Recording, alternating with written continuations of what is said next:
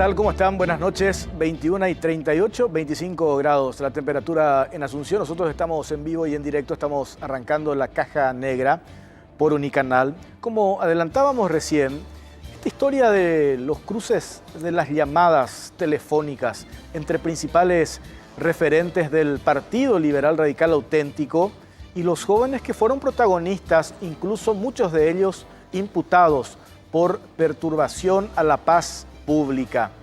Nosotros queremos saber si estos datos que publicamos esta semana servirá a la Fiscalía para determinar, así como están los 25 imputados por esta causa, va a servir para determinar a los autores morales, porque a juzgar por los elementos que hoy se tienen, todo indica que lo que sucedió el 31 de marzo con la quema del Congreso, todo fue premeditado, fríamente calculado, diseñado y ejecutado.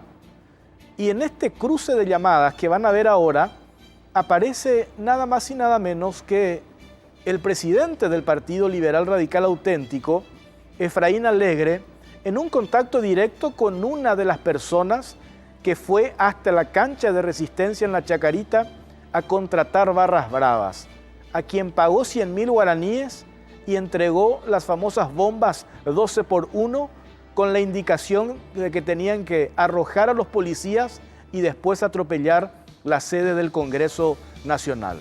Esta noche en la Caja Negra te mostramos estos elementos y vamos a charlar en instantes con uno de los abogados contratados por los senadores, quienes piden que se esclarezca y que se haga justicia. Y quiero hacer la siguiente salvedad, teniendo en cuenta a los mensajes que he recibido esta semana en relación a estas publicaciones.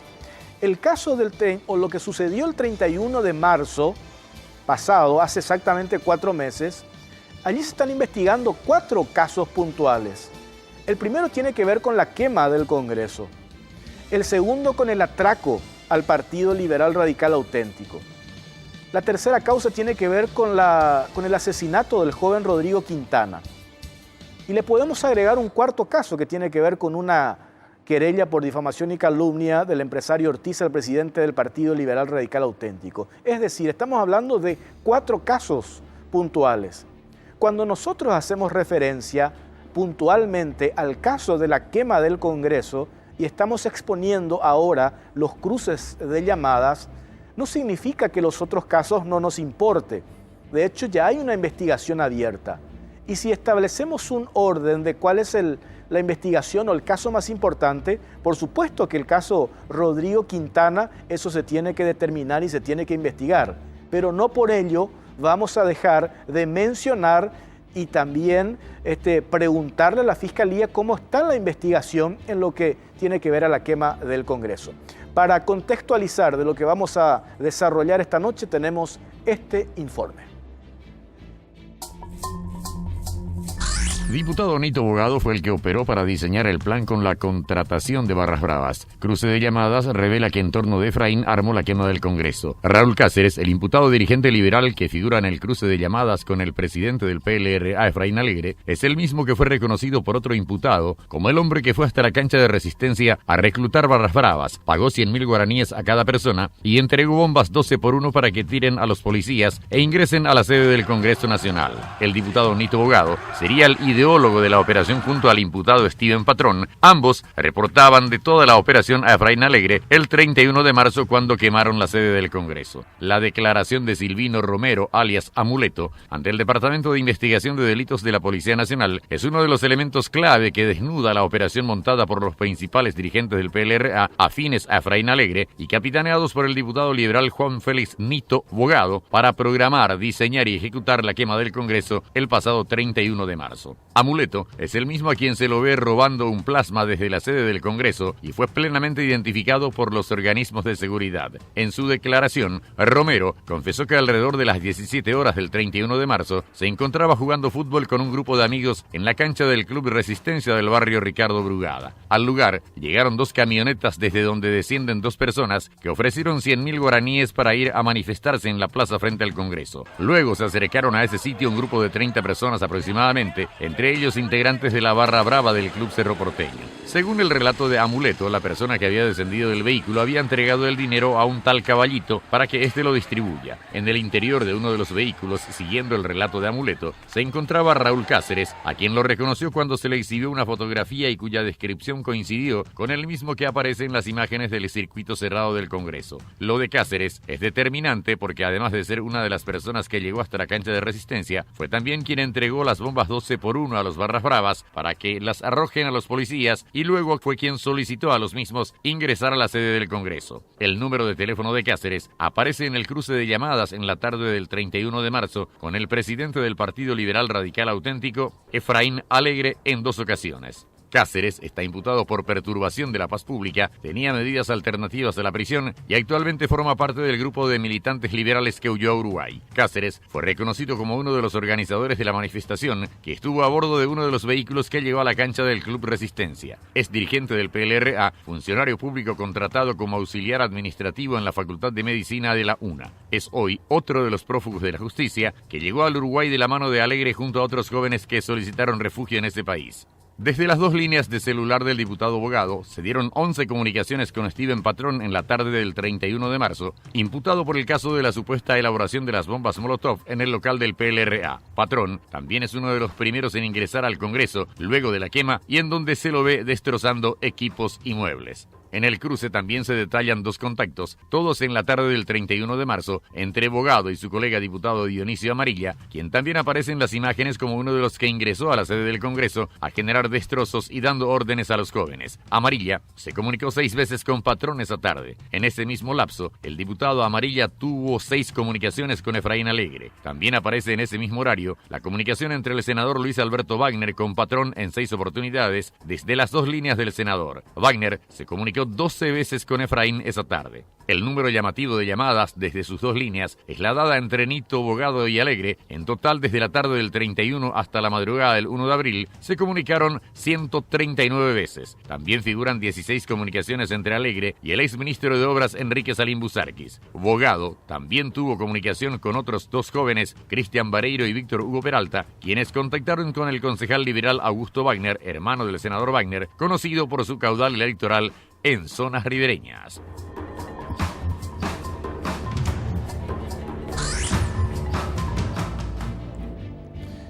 Bueno, abogado Jorge Cronagüete, ¿cómo le va? Buenas noches. Muy buenas noches, Jorge, para vos y toda la audiencia. Vos sos abogado de los 7 senadores que pidieron que se investigue lo de la quema del Congreso puntualmente. Sí, nosotros formamos parte conjuntamente con mi colega Juan Sosa Vareiro de un grupo de abogados que fuimos contratados justamente para asesorar, para tratar de ir un poco más allá de lo que se está viendo, de lo que se está demostrando y es el trabajo que estamos haciendo. Hoy se tienen, corríjame, 25 imputados. 26. 26 Sí. Para ser más precisos. 26 imputados, estamos hablando de autores materiales. Así es. Cuando usted se referencia a que sus clientes piden ir un poco más allá, es quiénes fueron los autores morales de toda esta historia. A juzgar por esto que acabamos de ver y por estos elementos, cobra fuerza ya la presunción que tenían o que tienen ustedes de que la quema del Congreso no fue una cuestión fortuita, sino que eso estaba montado, diseñado, predeterminado y los elementos están a la vista. Sí, Jorge, fíjate que justamente hoy estás recordando que hace 4 meses y un poco más de ese hecho tan lamentable, ¿verdad?, para la realidad nacional. Nosotros a los 3 meses tomamos intervención y lo primero que pedimos fue justamente que la Fiscalía elabore este cruce de llamadas. En primer lugar, para realizar un cruce de llamadas se tiene que solicitar a las agencias telefónicas el detalle de los distintos números para que se pueda hacer el cruce en base a ellos, ¿verdad? Nosotros habíamos solicitado eso 3 meses atrás. Hoy en día la información que la Fiscalía maneja no existe todavía el cruce de llamadas oficial que en realidad necesita la Fiscalía para poder determinar responsabilidades de la gente. ¿Y por qué pongo énfasis en el tiempo que está transcurriendo? Porque hay una resolución del año 2002 donde la CONATEL determinó de que los registros de llamada por parte de las telefonías se guarden solamente 6 meses. Estamos a 1 mes y medio. A 1 mes y medio de dejar impune de manera parcial, porque así como lo decís, están señalados los autores materiales, pero para que una investigación sea exitosa, no se puede medir en la cantidad de imputados que hay. Se tiene que medir en la calidad de gente que está imputado y que abarque a todos los grados de participación dentro de un hecho punible. Yo me preguntaba en esta mañana en Radio 1, ¿cómo es que la prensa ya accede a estos cruces de llamadas y la Fiscalía todavía no tenga? Bueno, y en realidad, así como lo mencionaba, a nosotros nos pareció grave, llamativo esa situación de que primero pueda verse a través de un medio y no a través de la autoridad encargada, en este caso de la institución encargada de la investigación. Pero lo peor de todo que no nos parece llamativo ni no nos sorprende, porque siempre nosotros dijimos de que la gente que estaba, de estas 26 personas que están individualizadas, existía otra parte de la historia que era necesaria descubrir.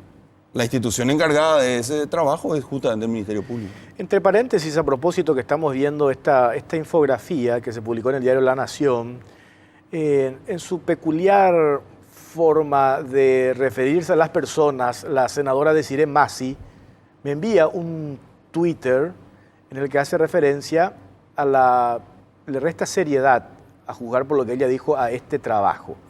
Y ella dice cruce de fotos, que no aporta absolutamente nada.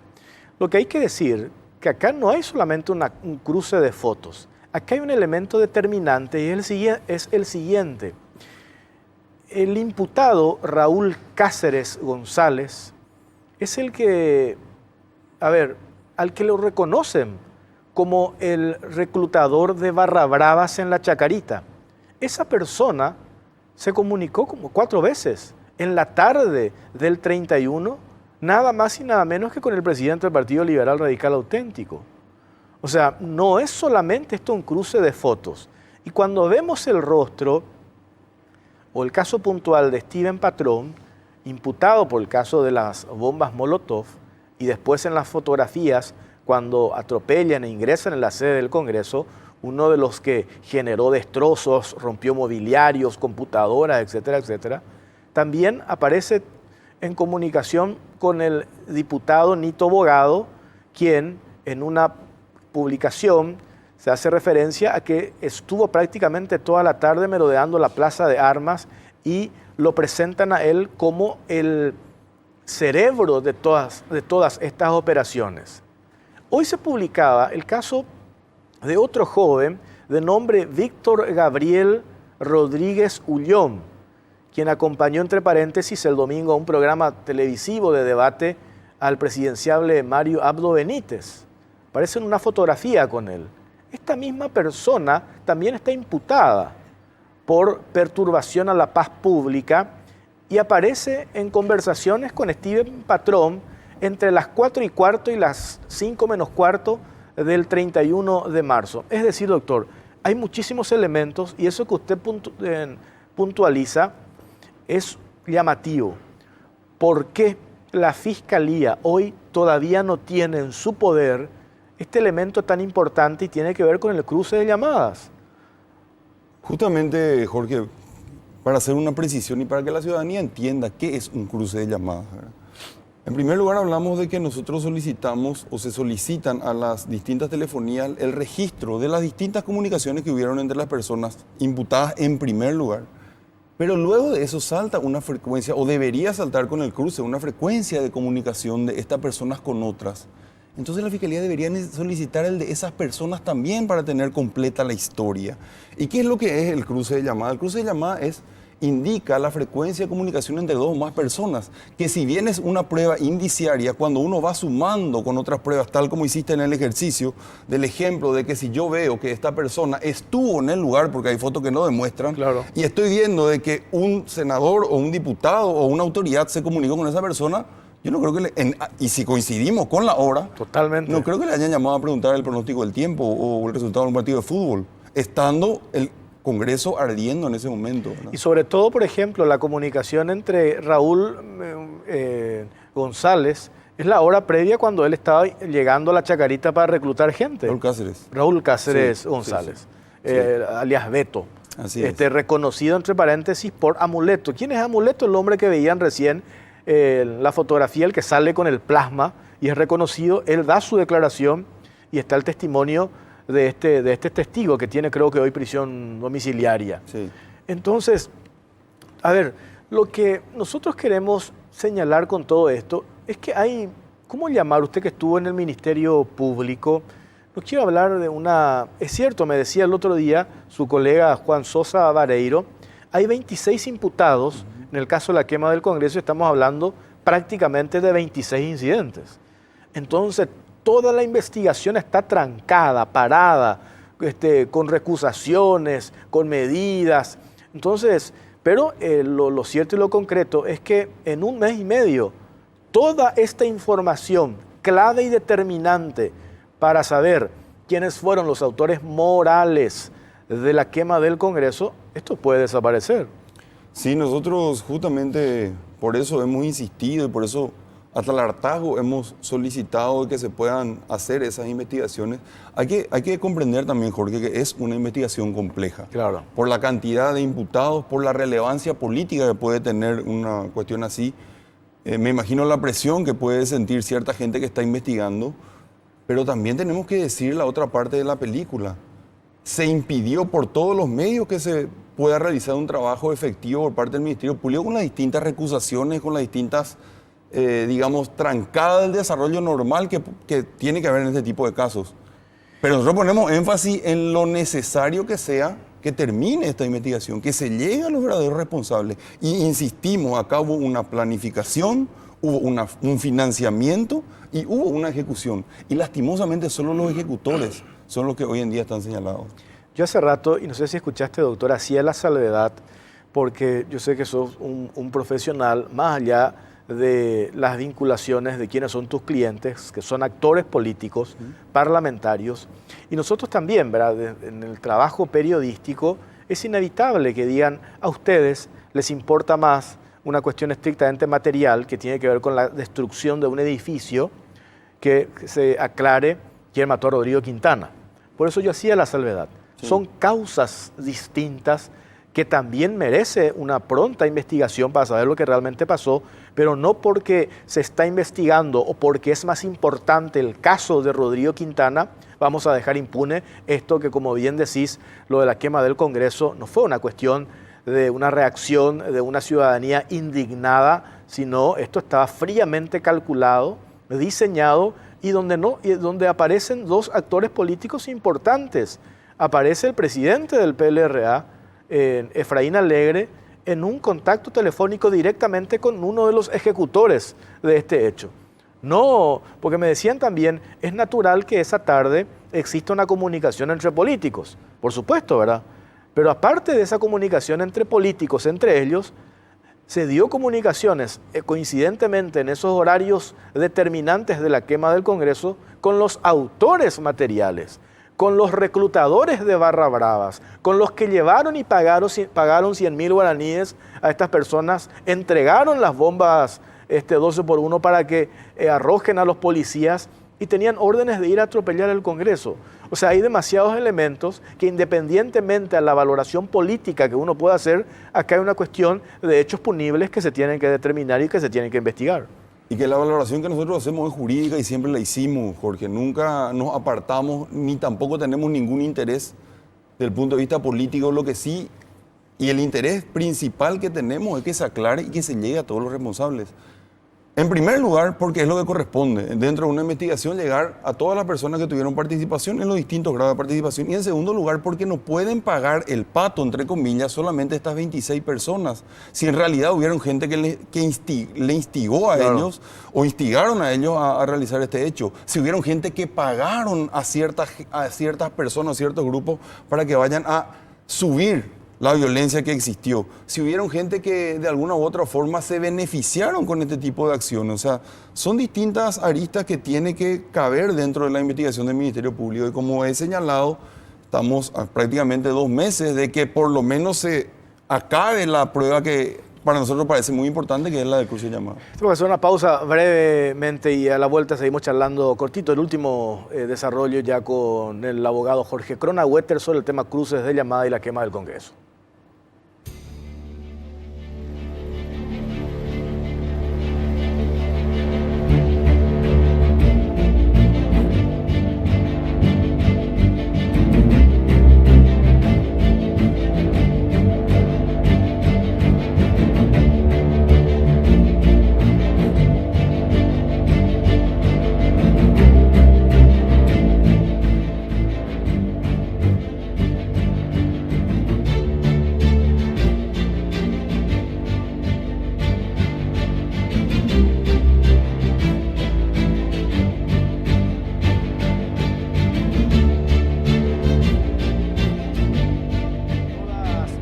Voces, la versión completa de la noticia sin censura. Escucha más, participa más. 6:50 AM, la primera del dial. Somos uno para todos.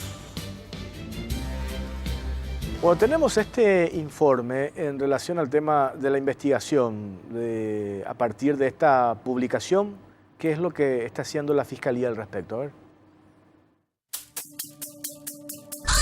A 4 meses del hecho, investigación avanza. Pasaron 4 meses del incendio del Congreso y la identidad de los autores morales recién ahora, con la publicación de La Nación, se logra ventilar puesto que se mantuvo en el anonimato. El cruce de llamadas publicado revela claramente que altos dirigentes partidarios y legisladores planificaron el ataque a la sede del Congreso, que fue ejecutado por militantes partidarios y barras bravas contratados. La información publicada ubica al diputado Nito Bogado como el principal nexo entre dirigentes que actuaban de logísticos y los ejecutores directos del ataque. Antes, durante y después del incendio, se comunicó en reiteradas ocasiones con Steven Patrón, Efraín Alegre Irún, hijo del presidente del PLRA, Brian Esteban Martínez, hoy detenido por la Interpol en Uruguay, imputado por la fabricación de las bombas Molotov en el local del PLRA, y también con Raúl Cáceres, sindicado como uno de los reclutadores de barras bravas. Llama la atención que a pesar de toda la información, la Fiscalía aún no solicitó el extracto de llamadas del diputado Bogado para, mediante el cruce, establecer quiénes son los autores morales y materiales del asalto al Congreso.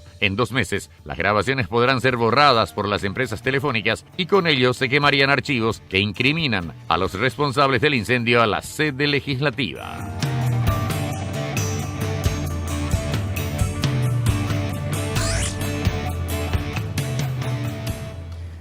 Pueden participar en redes sociales, en el Twitter específicamente. Ahí está el hashtag La Caja Negra PY.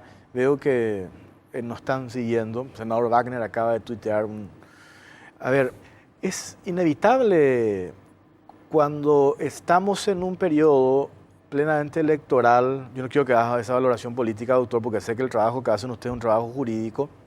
Pero yo insisto en esto.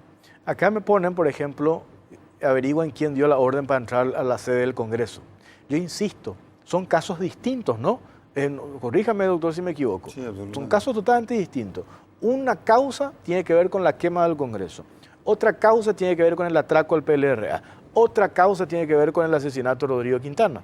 Entonces acá lo que nosotros no estamos diciendo que tal o cual causa es más importante, sino también darle el seguimiento a un tema no menor. Pues estamos hablando de la quema de una de las instituciones emblemáticas de la democracia como es el Congreso Nacional. Es eso lo que se quiere esclarecer. Y cuando dimos a conocer los detalles de estos cruces de llamadas, hay cuestiones muy llamativas que contribuyen a sostener lo que ya desde un principio se presume de que la quema del Congreso estaba totalmente premeditado, ¿no? Totalmente, Jorge. Yo te cambiemos los protagonistas. Vayamos a una hipótesis, digamos, inventada, que nosotros la inventemos hoy. Si nosotros vemos que hay un primer grupo de personas que va contra la Policía Nacional que está resguardando la sede, empieza a patear, a tirar cosas, a tratar de alguna forma de romper ese cerco. Vemos que luego esa gente se repliega y vemos que esa misma gente vuelve a contactar telefónicamente con personas que se ven la foto que están adentro. No es que estaban adentro de manera fortuita, estaban adentro rompiendo, quemando, porque las fotos justamente así lo indican. ¿Qué sospecha uno puede tener? ¿Que le llamaron para qué? ¿Verdad? O sea, como mínimo estas personas que están siendo de alguna forma señaladas y que queremos que la Fiscalía en realidad las señale, deberían ser convocadas a prestar una declaración, si no imputadas, si es que en realidad eso es lo que se demuestra con los distintos elementos que estamos teniendo. Porque lo que nosotros tenemos es la película que sale a partir de la publicación periodística. Claro. En la causa me imagino que habrá que atar distintos cabos, pero que se va a ir a confirmar lo que nosotros desde un primer momento lo dijimos, Jorge, y estábamos acá en un programa donde asistimos y dijimos, esto fue algo planificado, organizado, y hoy se está demostrando de que existió esa coordinación. Esta ejecución no fue exclusivamente de manera independiente de esta gente que se autoconvocó. Esta fue gente contratada y que siguió un libreto, y para seguir un libreto, ¿qué tiene que haber? Una coordinación jerárquico, claro. Alguien que dé orden.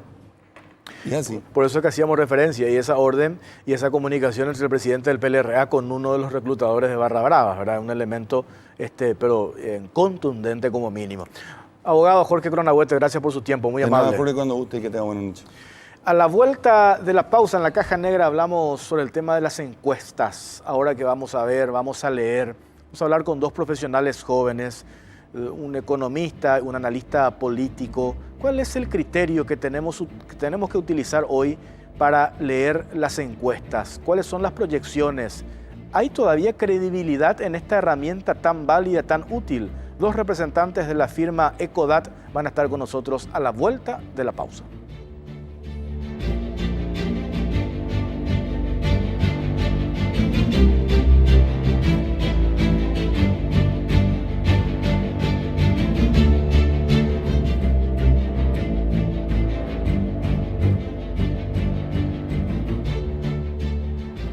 Por 22:09, estamos en vivo y en directo, 24 grados la temperatura en Asunción. Adelantábamos hace rato, estamos en periodo electoral, vamos a seguir leyendo en los diarios, escuchando en las radios, encuestas, números.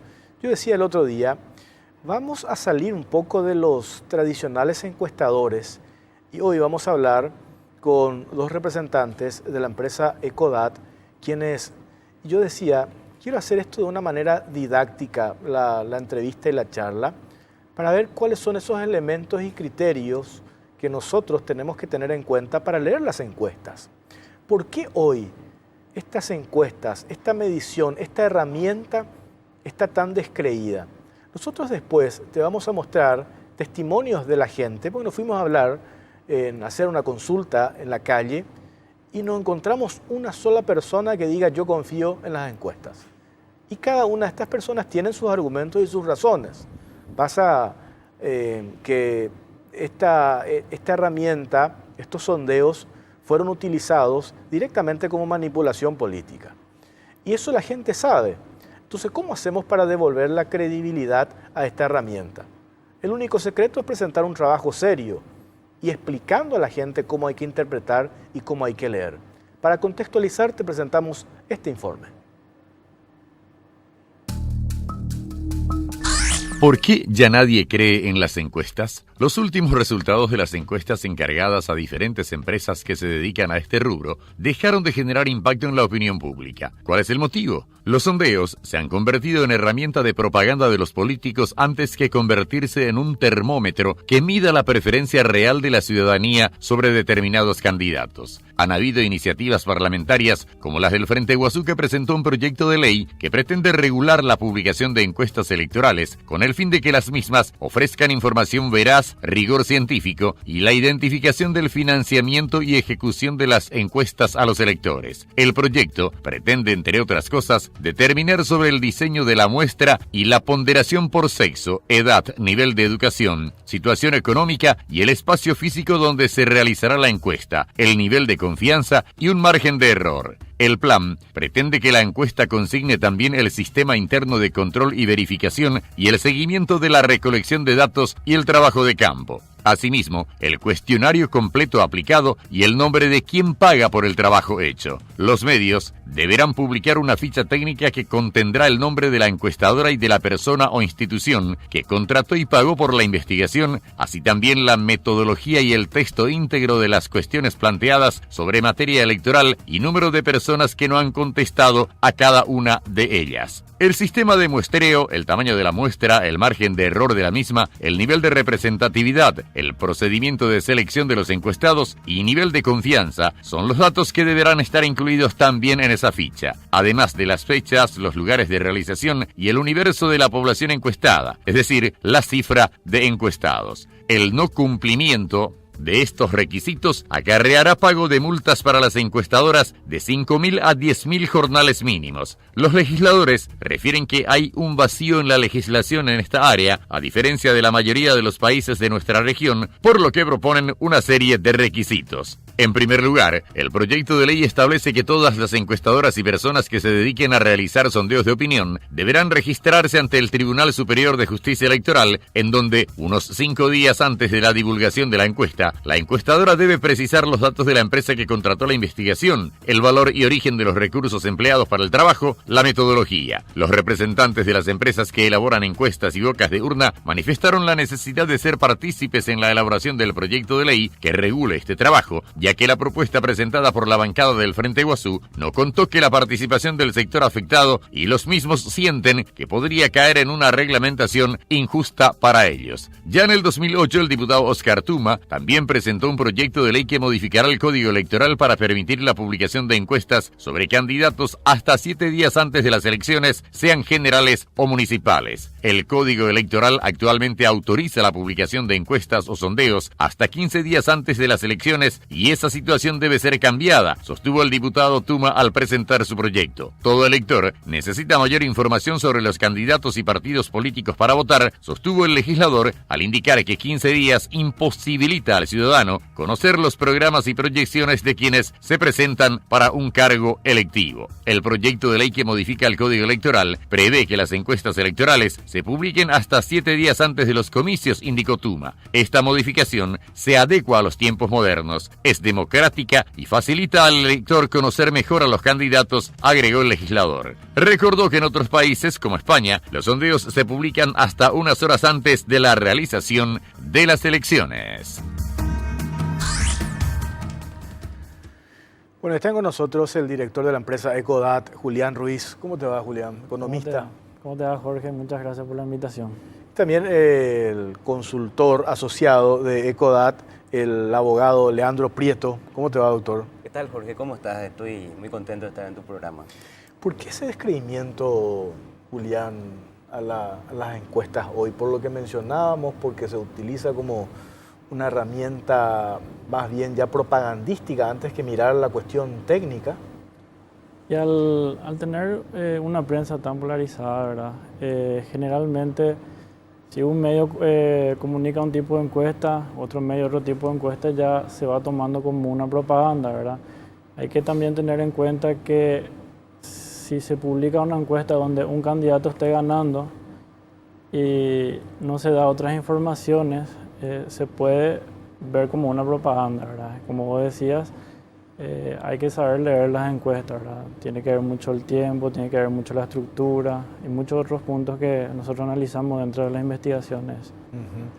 Ahora, doctor Leandro Prieto, hoy, a ver, estos proyectos que se presentaron para regular, algunos hablan de poner un plazo, cuándo se tienen que publicar o no. ¿Qué decías al respecto? Mira, creo que hay 2 puntos, ¿verdad? El primero sería el control de las encuestadoras. De eso yo estoy 100% de acuerdo. Creo que justamente porque como las encuestas y los sondeos y las herramientas de medición son una técnica, ¿verdad? Y como toda técnica es moralmente neutra. Entonces queda para la elección de cada uno. Uno podría usar la energía nuclear para iluminar un hospital o como para bombardear un país, ¿verdad? Entonces, creo que hay que controlar. Por esa parte estoy muy de acuerdo. Ahora, que hayan plazos para la publicación y que la libre expresión y que la gente no pueda saber y no tenga acceso a la información, me parece un sesgo antidemocrático, ¿verdad?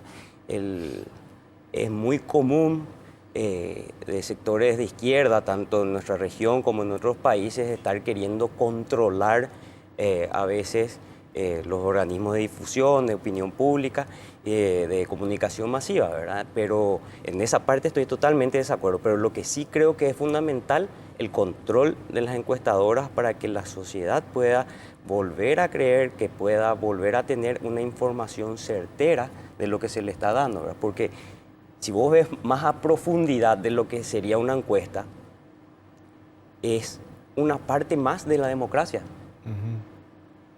Si es una parte más de la democracia, tal como es el voto, tendría que ser también la encuesta controlada, reglamentada, para que la ciudadanía pueda tener un producto de calidad y, como fin último, proteger la democracia. A ver, Julián, vos que haces el trabajo de campo propiamente, ¿por qué tanta diferencia hoy cuando, por ejemplo, siempre nos dicen que miremos para leer, a propósito ya entrando al tema, para leer las encuestas, mirar las fichas técnicas, ¿verdad? El periodo en que se hizo, porque ahí es cuando te dicen, esta es una fotografía del momento. Cuando ves fotografía del momento, tenés que ver la fecha en la que se tomó la muestra. Y yo, el otro día cuando charlábamos, yo te decía, dos encuestadoras presentan en ese mismo periodo y sin embargo números tan distintos. Algo quiere decir que en la metodología algo no está funcionando, Julián. Sí, se debería tener en cuenta la fecha, como dijiste, tener en cuenta el lugar. Al ser una encuesta nacional, generalmente muchas encuestadoras no toman el 100% del territorio, ¿verdad? Entonces, eso puede ser una variación entre una y otra. También la cantidad de muestras que realizan y el tipo de consulta, ¿verdad? Existen, por ejemplo, hay veces que en las noticias sale que se hizo tal encuesta en tal lugar, pero si ves el pie de la página, aclara que fue una entrevista telefónica, por ejemplo, ¿verdad? Entonces, como decía Leandro, sería bueno poder reglamentar eso. Y como está hace poco un partido del Frente Guazú, creo que había propuesto el tema, me parece muy bien, pero creo que debería ser más riguroso, ¿verdad? Y la ficha técnica es algo fundamental. En la metodología que hacen ustedes en ECODAT, ¿no hacen encuestas telefónicas? Sí, mira, nosotros las encuestas, si hacemos una encuesta, por ejemplo, para poder decir que tal candidato está ganando, ¿verdad? Hacemos una encuesta de muestreo casa por casa. Ahora. O sea, muestreo casa por casa. Casa Eso quiere por decir, casa. vos tenés a alguien que va y con una carpeta bajo el brazo y toca el timbre, la puerta y pregunta. Exactamente, ¿verdad? En la unidad de muestra ahí pasa a ser la casa, la vivienda, ¿verdad? Se le consulta a una persona por vivienda. Ahora, por ejemplo, el caso del viernes pasado, el presidente de la República veta la ley de subsidio, entonces necesitas una medición, un termómetro del instante del momento, ¿verdad? Entonces, ahí sí podés, por el plazo del tiempo, podés jugar un poco una encuesta mixta, ¿verdad? De realizar una encuesta de muestreo casa por casa, a la vez una encuesta telefónica, por ejemplo. Natalia, ¿tenés las placas para, justamente, no importa, vamos a ir pasando de las que nos pasaste justamente de ese dato, de esa encuesta? A ver, esto es un trabajo que hicieron ustedes en Asunción. Ahí está la ficha técnica, hay que mirar siempre. Sí, es muy ¿verdad? importante. Las muestras que nosotros realizamos, sí. Por ejemplo, ¿qué tiene en cuenta el asunceno a la hora de votar, verdad? Ellos dicen que el mayor, o sea, ¿qué ellos tienen en cuenta a la hora de votar como principal? Por ejemplo, tienen el tema de sus propuestas, ¿verdad? Que es la mayoría con un 54%, luego tenía la imagen. No, volvé otra vez a la anterior, Natalia, por favor, no me cambies. Su imagen se refiere, por ejemplo, a lo que representa. Puede ser una imagen, hoy en día, como dicen, los candidatos del Partido Colorado son personas jóvenes, ¿verdad? Luego, por ejemplo, si la placa, tenemos el caso de que también la afiliación política, por ejemplo, ya no es una condición importante. Pero eso en Asunción, ¿verdad? En Eso es para Asunción. Asunción. Esto otra vez varía, el escenario va variando de acuerdo Sí. a las ciudades del interior, ¿verdad? A nivel nacional, por ejemplo, hoy en día la afiliación política ronda entre el 6 al 7% como condición para el votante. Ese dato quería puntualizar, porque hoy, entrando ya al tema, a ver, las internas del Partido de Colorado, dos candidatos, Santiago Peña, Mario Abdo Benítez. Se hace referencia de un lado los años de afiliación de un candidato, el caso de Santiago, ¿verdad? Claro. Y recuerdo que el presidente de la República, en un discurso, había mencionado, creo, dio un número, no sé qué porcentaje, de incidencia hay. Para, por ejemplo, de acuerdo al trabajo que tienen ustedes, para el Colorado, el hecho de los años de afiliación, ¿es determinante o no? Sí, ahora dentro del Partido Colorado existe más o menos un 9% de incidencia a la hora de votar esa afiliación política, esa trayectoria política, ¿verdad? Al 9% del Colorado le importa la afiliación política. Exactamente. Bajísimo, yo pensé que era mucho más, ¿verdad? Muy bajo. De hecho que justamente analizando un discurso de ese tipo tendría muy poca incidencia en el electorado y en unas elecciones, ¿verdad? A no ser que algo esté muy reñido. Pero sí, a muy poco. Nosotros dividimos ahí entre O sea, cuando afiliación, insisten en ese discurso, por ejemplo, los años de afiliación del candidato tienen una bajísima incidencia en el electorado colorado, Sí. a juzgar por la medición que tienen nosotros ustedes, ¿verdad? dividimos afiliación y militancia, ¿verdad? Militancia sube un poquito, pero nada, sería 1 punto, 2 puntos más nomás. O sea que siguen teniendo los dos una baja incidencia. ¿Qué es lo que mira el electorado, el candidato? Mira realmente, hay un conjunto de cosas, depende del asunceno central, interior, eso varía, pero ¿cuál es el elemento que resalta? Mira, el perfil ideal de un candidato para el electorado, ya sea en Asunción a nivel nacional, es que ese candidato le sirva, o sea, que sea un candidato servicial. Que ese candidato a la hora, como veíamos el instrumento número 1, dice la propuesta, ¿verdad? Dentro de las propuestas, hoy en día las propuestas ya no son más un bibliorato así de 200, 300 páginas, sino es la forma que hizo Donald Trump, por ejemplo, en los Estados Unidos, a través del Twitter, propuestas así con solamente 100 caracteres, ¿verdad? Y eso es lo que busca la gente, sentirse identificado con esa propuesta, ¿verdad? Que ese candidato sea servicial y ya no, hoy en día no tienen en cuenta, como ya hemos dicho, la afiliación política, la trayectoria. Eso ya hoy en día no. A ver, ahora pusimos a punto, vamos a arrancar de vuelta, acá está. Esto es lo que mencionábamos, esta es porque acabamos de dejar y nosotros vamos a decidir cuándo movemos y cuándo no. Esta es la ficha técnica, Esa es ¿verdad? la ficha técnica dentro del De Partido un trabajo Colorado. dentro del Partido Colorado, un trabajo Sí. que hicieron en Asunción. Sí. Pasamos al siguiente. ¿Verdad? Es que ahí está, es lo que Sí. estaba mencionando. La tercera era en un 16%, como ya hemos comentado, la ideología. O sea, hoy en día infiere el 16% para la ideología. Después la trayectoria política y la afiliación política. Esto es para el asunceno en general, no dentro del Vota Partido por Colorado. intuición, dice ahí un 10%. Sí. 10%. Le paso ¿Cómo es, para- Leandro, doctor? Vota por intuición, ¿qué es eso? Imagínate, cuando charlábamos la otra vez, te había contado que esto es multidisciplinario, entre la sociología, la antropología, semiología. Y en este caso, bueno, ya sería un aspecto ya de psicología, ¿verdad? Es por el tino que tiene, ¿verdad? Pero ahí entra en todo ese universo que se muestra, si nos vamos a los grandes expertos, dicen que las luchas electorales se dan en las mentes y en las emociones de la gente. En las mentes y en las emociones de la gente. Entonces, cuando nosotros elaboramos los cuestionarios, tratamos de escarbar para llegar a ese punto, porque las encuestas tradicionales de intención de voto, por ejemplo, ya no corren como sí, hay que leer entre líneas lo que va saliendo en los resultados. Este que es Asunción, dice por cuál o cuáles de estos tipos de candidatos no votaría. Sí, aquí se le preguntó más o menos a qué no votaría el asunceno, ¿verdad? Y un candidato que apoya el matrimonio igualitario tiene un rechazo del 78%. El que apoye el matrimonio igualitario tiene un rechazo en Asunción. Sí, o sea, contundente, ¿verdad? El 78% de los asuncenos no le votarían a un candidato que apoye el matrimonio igualitario. Ahora, en el caso de un candidato que apoye el aborto, tenemos un 62%. Un candidato que apoye la legalización de la marihuana, un 44%. Un candidato que apoye a grupos guerrilleros, un 41%. Y un candidato con preferencias sexuales diferentes, 37%, y un candidato que haya estado en prisión, 36%.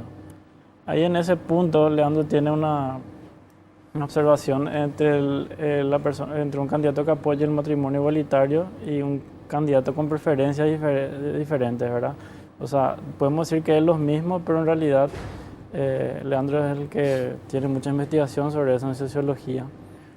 Bueno, en primer lugar, refleja algo claro, una sociedad conservadora, cerrada. Absolutamente conservadora. Sí, Estamos hablando de los índices Asunción, ¿verdad? Son índices, Asunción. Y del electorado colorado. Del electorado, No, ese ya ampliamos. Ampliado. este es ampliado. En general, Es una muestra del de Asunceno. 444. Se cambió nomás Sí, 444, ya ampliamos fuera del partido. Claro. Ahí tomamos independientes, otros partidos, el Partido Liberal y el Partido Colorado. O sea, se amplió. Y en el caso del matrimonio, ahí entra otra ciencia, ¿verdad? Como te había mencionado, la antropología, está la sociología y un componente muy importante en nuestro país que es la religión. Claro.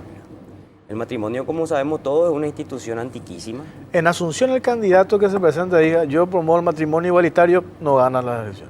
No, tiene el 80% de rechazo. De rechazo. ¿Eh? A ver, tenés la otra placa, por favor. Esta es Asunción, importancia del voto. Sí, le preguntamos también qué tan importante cree usted que es su voto, ¿verdad? Este es en general, para todos los partidos y los no afiliados, ¿verdad? Muy importante, cree el 27,4%, importante el 53,5%, poco importante el 10,9% y nada importante el 8,9%. La siguiente placa está discriminada por partido, no sé si es que tienen. El siguiente, a ver, el siguiente. Discriminada por partido político. Acá, ahí está. Hicimos la suma de muy importante e importante, ¿verdad? Para la ANR, ¿eh? Para la ANR, o sea, los afiliados del Partido Colorado son los que creen que tienen mayor importancia, o sea, que su voto vale más, ¿verdad? El PLRA está por el 80%, Independiente en 74% y los partidos minoritarios en un 51%. Claro, esto es porque saben que son partidos minoritarios, ¿verdad? Supongo yo. Y por otro lado, el afiliado al Partido Colorado, ¿por qué tiene esta valoración de la importancia de su voto, doctor? Y si nos fijamos, los partidos tradicionales tienen una gran importancia hacia el voto, ¿verdad? Porque ellos tienen internas. Claro. Los y esas partidos internas, más vaya que son pequeños, sangrientas, ¿verdad? Sí, se dejan heridas que duran Sí. años, décadas. Y en cambio, los partidos más pequeños generalmente hacen asambleas, llevan otro tipo más, llegan a consensos. O liquidan ahí en cuatro paredes, ¿verdad? Exactamente, ya imponen un candidato. Y bueno, entonces ahí está la consecuencia, digamos, la causa-efecto de los sistemas de elección, por decirte. Y el independiente considero que es una persona que tiene como arma el voto.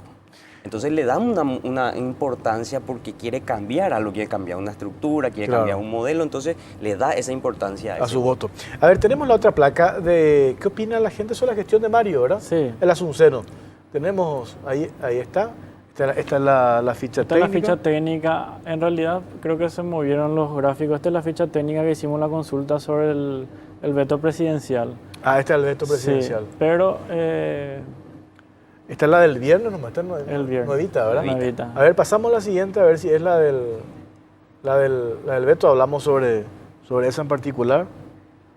Bueno, aquí está la gestión de Mario, bueno. pero esto fue totalmente visita casa por casa, con 441 muestras, ¿verdad?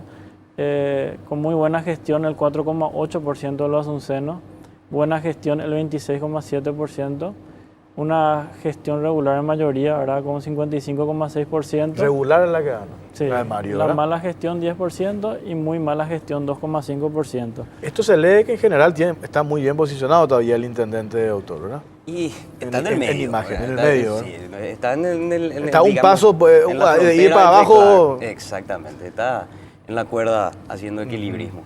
Y ya con el tiempo que tiene, yo es muy poco científico y académico, pero me jugaría que podría ir bajando, ¿verdad? Más que Claro, subir. que es natural, ¿verdad? Sí, por el desgaste sí. propio de la Disculpame, institución acá donde tenemos está. las aprobaciones por partido, ¿verdad? A ver.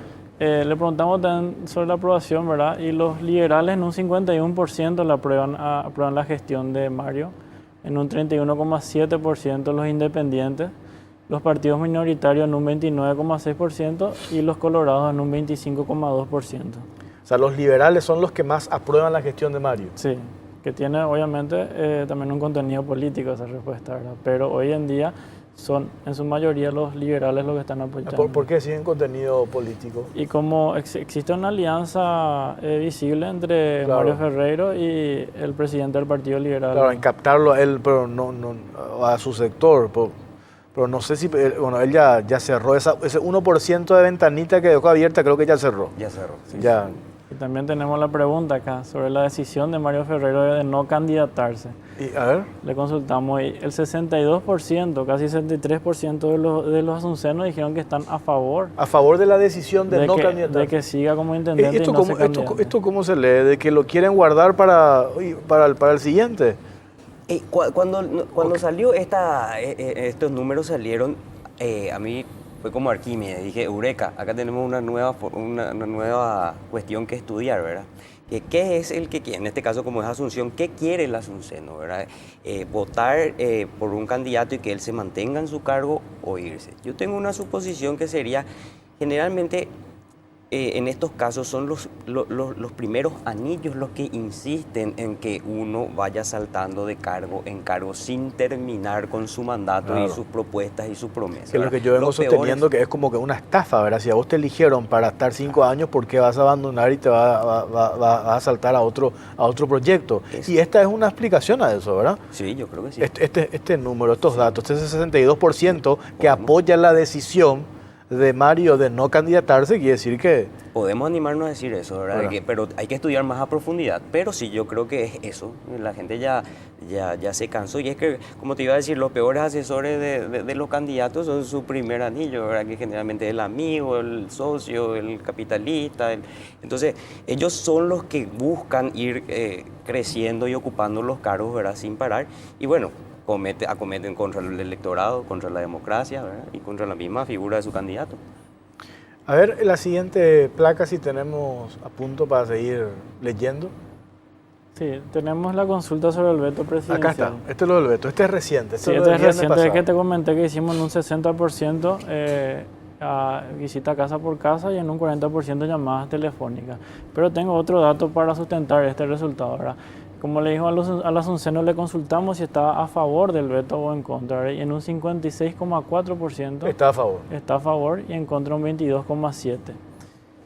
Como esta es una encuesta que se hizo, una encuesta mixta, ¿verdad? Entre consulta casa por casa, entonces utilizamos, casa por casa y telefónica, entonces utilizamos un distrito del interior que no está afectado directamente como Asunción por las marchas campesinas y preguntamos entonces si estaba a favor o en contra del veto, ¿verdad? Esto se hizo en la ciudad de San Ignacio Misiones. A ver, qué interesante va a ser ese dato. ¿Qué dice? Es un muestreo que se hizo casa por casa, se le consultó a 98 ciudadanos ignacianos y a favor del veto se encuentran en un 57%, en contra del veto en un 32% y no le interesa un 11%. O sea que a favor... Es la misma tendencia, ¿verdad? Que Asunción. Qué increíble, bueno, yo pensé que iba a ser distinto, iba a ser, aunque varió un poquito los que estaban en contra más, tiene 10 puntos más arriba, 10 creo. Puntos más. Sí, pero es la misma tendencia. Obviamente esto puede, o sea, es un contraste entre Asunción, una ciudad afectada, y una ciudad... Claro, porque uno puede decir el asunceno opina de esta manera porque se sintió de cerca lo que fue o lo que es, porque sigue todavía hasta ahora la movilización, ¿verdad? Con lo que eso genera el embotellamiento, la llegada tardía al trabajo, etcétera, etcétera. Pero hiciste esta misma consulta en una ciudad del interior y arrojó el mismo resultado, ¿verdad? O sea, quiere decir que se instaló aquello de que así como está por lo menos elaborada o diseñada esta ley, no corresponde. Por eso la gente acompaña la decisión, o acompañó la decisión del presidente de haber vetado. Por supuesto. Y quiero creer también que la cultura del trabajo está multiplicándose, ¿verdad? Creciendo geométricamente y por eso la gente se da cuenta. Habría que ver, entre paréntesis, ya que tocamos este tema, porque hay un dato que me acuerdo que la directora, la presidenta del Crédito Agrícola de Habilitación, quienes hoy están acá, entre paréntesis, reclamando esta condonación de sus deudas, el Crédito Agrícola de Habilitación tiene un 85% de su cartera pagan, o sea, están al día en sus obligaciones. Y hay un porcentaje bajísimo de quienes no pagaron nunca luego su crédito y coincidentemente son de Concepción, San Pedro, 1 y 2 departamentos. El primer departamento, el segundo departamento. Entonces por eso digo, ¿cómo sería, por ejemplo, una consulta en, no sé, Santa Rosa de la Guaraí? ¿Qué opinan ustedes sobre eso? Yo creo que ahí puede haber alguna variación. Digo nomás por este dato que es interesante, ¿verdad? Claro. En general, porque también campesinos de otros departamentos accedieron a estos créditos, pero están pagando, están trabajando. Y pasaron también las consecuencias de las heladas, el efecto climático, incluso algunos de ellos con problemas de mercado, pasaron por todo, pero que están pagando. Pero ese dato que dio la titular del crédito agrícola de habilitación a mí me llamó la atención. Hay un grupo de gente que nunca pagó su cuenta, que no paga, que no tiene la cultura de pagar su deuda, y coincidentemente es de la zona norte, de San Pedro y el departamento de Concepción. ¿Hay otra placa? Sí. A ver. No sé. ¿Esta cuál? Esta era la ficha técnica de la encuesta que se le hizo sobre la gestión de Mario Ferrero. Ah, ya. Pasamos. Ah, esta es la general de julio, eso. Sí. Pasamos nomás entonces. ¿Esta qué es? Percepción de victoria, dice. Percepción de victoria. Ah. ¿Qué piensa? ¿Quién piensa? Este es un dato demasiado interesante para ubicar. Ustedes este trabajo hicieron en julio, ¿verdad? Sí. Me decían que hoy esto todos los días cambia. Y todos los números, las encuestas que nosotros vimos, que se publicaron ahora, hablaban de un posicionamiento importante de Mario Abdo Benítez. A mí me decían que ahora ya tienen otra encuesta donde eso va cambiando. ¿Por qué? Porque hay una tendencia del candidato hoy del oficialismo que va todavía creciendo de una manera considerable. Sí. Mientras que el otro candidato de la disidencia, como ya tiene 3 años de hacer campaña, como que llega a un techo, doctor, ¿es así? Es así mismo, justamente en una de las placas que vamos a ver en posteriores, hay una parte que demuestra lo que estás aseverando, lo que estás diciendo, ¿verdad? Y vamos a analizar el techo y lo que tiene el otro candidato como para crecer, ¿verdad? Una cosa, hay una diferencia que ustedes me dijeron el otro día. La gente te dice, ¿por quién va a votar? Yo voy a votar por A. ¿Y quién crees que va a ganar? Va a ganar B. Que es la que pasamos. ¿Qué es la que pasamos? ¿Por qué pasa eso?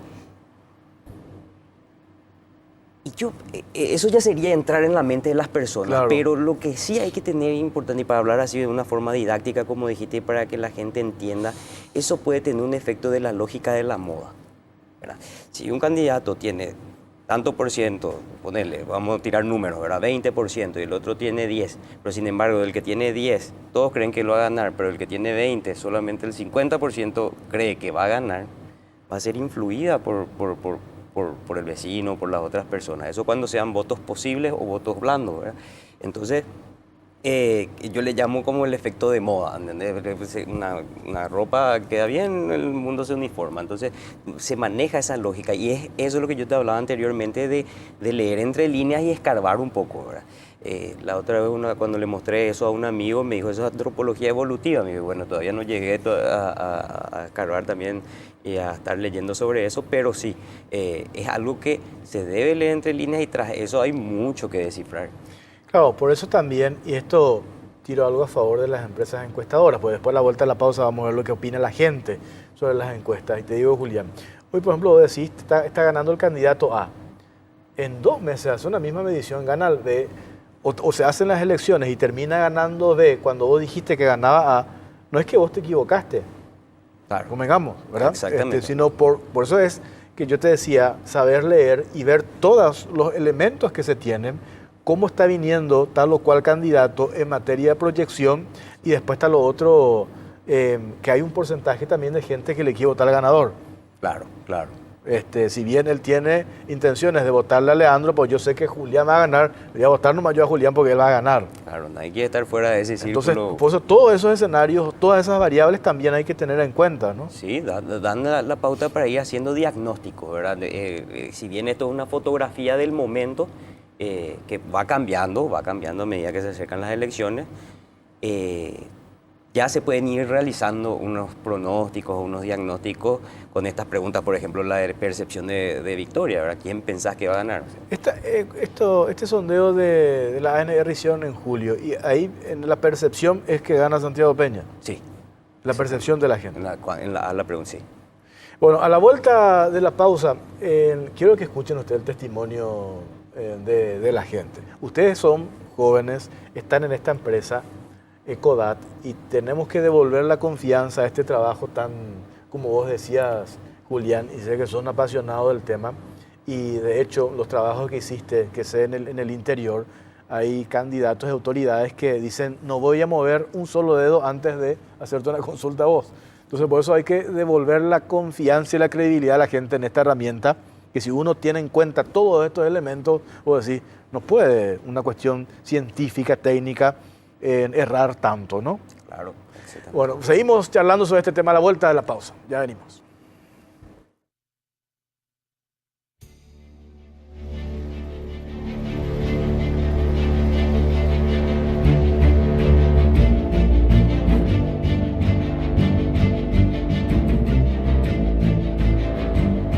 Todas las voces, la versión completa de la noticia sin censura. Escucha más, participa más. 6:50 AM, la primera del dial. Somos uno para todos.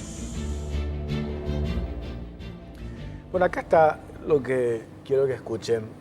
Tenemos a punto el testimonio de la gente. Le preguntamos, ¿creen en las encuestas? Y a partir de la respuesta le preguntábamos por qué. A ver.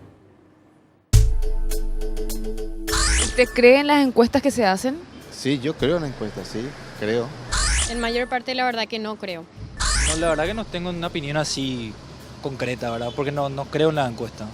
Y hoy en día no, ¿verdad? Porque está demostrado sobre todo en la elección pasada en la Municipalidad de Asunción, ¿verdad? En el cual las encuestas dan una tendencia y el resultado oficial terminó siendo otro. A veces coincide, hay veces que sí coincide, otras veces no. Como todo, hay mucho, ¿cómo se diría? La persona que paga, ¿verdad? No. Depende de lo que se haga, ¿eh? ¿De qué depende? Y si los candidatos son buenos, vamos a creer. ¿Pero creen los resultados que suelen arrojar las encuestas que suelen publicarse en los medios de comunicación? Totalmente estoy de acuerdo. No creo en las encuestas. Y la verdad que las encuestas, por lo menos por las últimas elecciones municipales, cayeron en un descrédito muy grande, ¿verdad? Uno tenía resultados, o sea, todas las semanas anteriores daban ciertos resultados, las bocas de urna daban otros resultados y al final terminaron como terminaron, ¿verdad? Realmente no. Creo, siempre sí sale más o menos bien la encuesta, ¿verdad? Creo. No creo, sinceramente. ¿Te parece que están hechas a medida, o sea, según la conveniencia del candidato? Exactamente, cada quien crea su propio panorama, como se dice. Creo que son así, a medida de cada candidato. Todo es comprado. Yo creo que están manipuladas, sí. ¿Vos les vinculás a cierta encuestadora con algún sector político de repente? Y la verdad que ahora mismo no te sabría decir quién con quién, ¿verdad? Tendría que volver a mirarlo otra vez, pero de que podría ser, ¿verdad? Porque es muy llamativo de repente los resultados, cómo concuerdan con alguno o no con otro. De hecho, cualquier encuesta que se haga están pagadas por alguien, ¿verdad? Y las encuestas tienen que responder a los intereses de ese alguien. Y mire, si su canal hace una encuesta, yo creo que siempre va a salir a favor de su canal, ¿verdad? Esa es mi forma de ver las cosas. Lógico que sí, acá todo está manipulado, ¿verdad? No veo seriedad en nada de lo que se está haciendo. ¿Y qué se tiene que hacer con eso? ¿Se tiene que regular? ¿Qué te parece que se tiene que hacer con eso? Yo creo que se debería tomar en serio eso, o sea, se debería de... o sea, es poco serio la encuesta que se hacen ahora mismo, a mi modo. O sea, que no incide tampoco en el momento de la votación. No. La verdad que hoy en día, al menos sobre todo para el que vota aquí en Asunción, al menos, o en otras ciudades, ¿verdad? Sobre todo en zonas urbanas ya no es una incidencia más la encuesta, sino que la persona generalmente decide ahí en el momento. No creo tanto, la gente ahora está más, piensa más, mismo por los medios de comunicación que dan información. Vale mucho lo que ustedes están haciendo. Yo creo que sí. Algunos están un poco apáticos y otros sí recurren. O sea que estoy dividida en eso. Pero a pesar de estar manipuladas, la gente sigue creyendo. No cree, pero creo que en el fondo por alguna razón después salen a votar, ¿verdad? O sea que de repente tiene un poco de incidencia. Sí, yo creo que sí, un poquitito. Sí, puede incidir en el ánimo de la gente, ¿verdad? Si ve que su candidato está muy mal en la encuesta, puede decir, bueno, yo me voy a votar y teniendo en cuenta que no hay facilidades para ir a votar, Puede incidir, sí. Bueno, esta es la opinión de la gente, variaba entre paréntesis, ¿verdad? Yo pensé que era más negativa. Algunos de 11, 8 dicen que no. Nosotros también hicimos otra encuesta, nuestro sondeo. De 11, 8 no creen. Pero esto porque vos tenés una valoración, ¿por qué llegamos, Leandro, a este nivel de descreimiento a este trabajo? Y creo que esas respuestas de la gente resumen un poco. Algunas veces, como decía uno, el de que erraron, ¿verdad? En ocasiones erraron, eso es humano, puede pasar, como también, como te dije, como toda técnica es moralmente neutra, entonces puede ser manipulada como una publicidad, como una propaganda. A veces también el ego que tanto le caracteriza a muchos de nuestros políticos lleva a que ellos de alguna manera tiendan a manipular y la gente se deje manipular y entregar un trabajo, digamos, a medida, como decían ahí. Y creo yo la falta de control, ¿verdad? Cuando haya un control, cuando hayan empresas registradas, se demuestre su capacidad técnica, jurídica, ¿verdad? Entonces yo, de trabajo, creo que la gente va a ir asumiendo otra vez y conociendo, porque la idea es que sepan leer las encuestas, porque algunas veces puede ser, como te digo, en la pregunta esa es importantísima, puede ser que un candidato esté ganando en intención de voto, pero en la pregunta de percepción de victoria arrasa el candidato contrario. Claro, ahí nomás está que me tienen que también dar toda la información, ¿verdad? Si yo le contrato a Ecodap, vos me pasás a mí toda la información y queda ya a criterio mío si yo decido que esto se sepa o no. Claro. Claro, exactamente. La encuesta es un producto que vos pedís que se te elabore y nosotros te trabajamos en base a eso. El cliente es el que decide si se publica o no. Disculpame, sí. Una anécdota simpática. ¿Verdad? A Ecodal le pasó una vez puedo contar, ¿verdad? El de nuestro cliente, candidato a intendente, en un distrito que él quería su reelección. Y tengo tanta plata y quiero saber qué puedo hacer. Nosotros siempre recomendamos lo primero que tenés que hacer es una encuesta para saber dónde estás parado y después hacer un mapa y un briefing donde vos puedas actuar y trabajar en consultoría. Hicimos la encuesta y él salía, 3 candidatos eran, él salía tercero cómodamente. Entonces nosotros le comentamos eso y audazmente, sin comentarle a nadie, él fue y negoció con el que estaba número 1 y se convirtió en su concejal número 1. Y volvió a estar en la municipalidad, pero ya como concejal, ¿verdad? O sea, tomó los datos y... Tomó los datos y utilizó, le fue práctico, claro. No es que, porque hay gente que cuando leen las encuestas y ven que ellos no están bien, nos dan una reprimenda que no te imaginas, claro, esto no sirve. Nos cortan el teléfono. Por eso yo les decía, pues vamos a responder a la vuelta de la pausa. Quiero que me expliques, ¿qué pasó con la boca de urna para las últimas elecciones en Asunción y el tema traje a medida? A la vuelta de la pausa, cortito, ya venimos.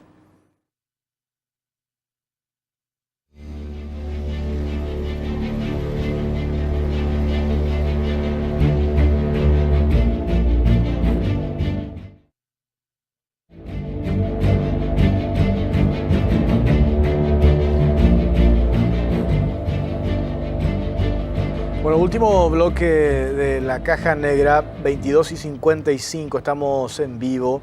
Las bocas de urna es otra metodología, Julián, de la encuesta propiamente, claro. Pues. Sí, para hacer algo didáctico, sería la encuesta es antes del voto, la consulta por quién votaría y las bocas de urna ya son por quién votaste. ¿Verdad? Claro. Y generalmente suelen ser más precisas las bocas de urna que las encuestas. ¿Qué pasó en Asunción? ¿Por qué hubo esta diferencia tan...? Sí, a mí me gustaría diferenciar ahí en la Asunción, las encuestas, ¿verdad?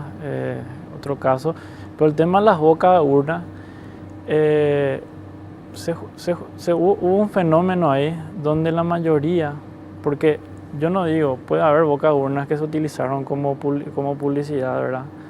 Para algún candidato, pero sí ahí ocurrió un fenómeno que la mayoría de la gente que se fue y le dio la victoria, se fue a votar por el candidato que ganó, fue a votar en masa en un horario que fue más o menos 1 hora y media antes, ¿verdad?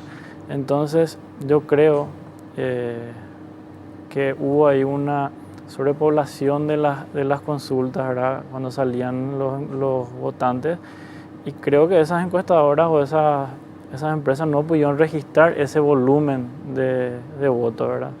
¿Por qué? Porque habían candidatos que pensaban que su candidato, o sea, políticos que pensaban que su candidato perdía. O sea, políticos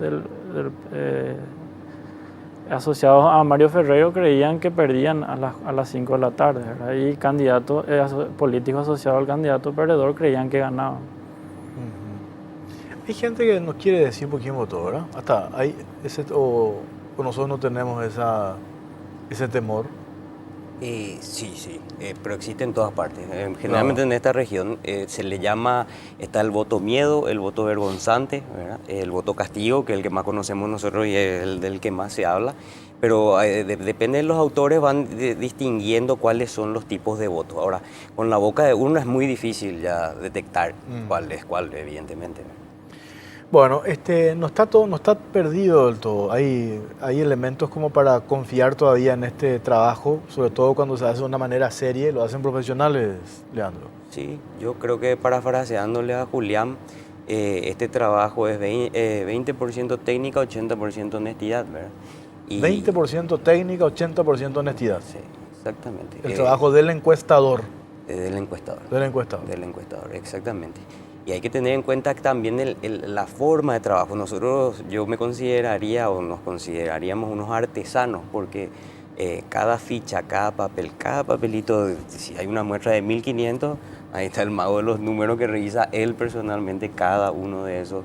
Acompañamos a los encuestadores de campo a cada casa. Entonces, nosotros mismos estamos tranquilos a veces con nuestro trabajo porque somos conscientes al 100% de lo que se hizo y se está haciendo. Perfecto. Julián, gracias por tu tiempo, muy amable. Muchas gracias por la invitación. Leandro Prieto, tu papá es Leandro Prieto Yegros, ¿verdad? Sí. Y de Julián Ruiz, tu papá es Coqui Ruiz. Sí. El famoso artista de Tañarandú y Misiones. En el caso de Leandro tenemos que... Para político, ¿verdad? En mi caso mi papá es un artista, pero es en realidad es una empresa que yo heredé. El hijo del político, el hijo del artista para hacer Ecodat, ¿eh? Sí, pero del lado materno también tenemos políticos, así que también. Sí, él estuvo muy... Bueno, muchas gracias, muchas gracias. Quédense en Unicanal, en instantes viene Héctor Luis Rubín, hace único, se estaba mirando en la promo. Va a estar mi amigo Cristian Ciplix, el presidente de la Cámara Paraguaya de Supermercados. Buenas noches, muchas gracias.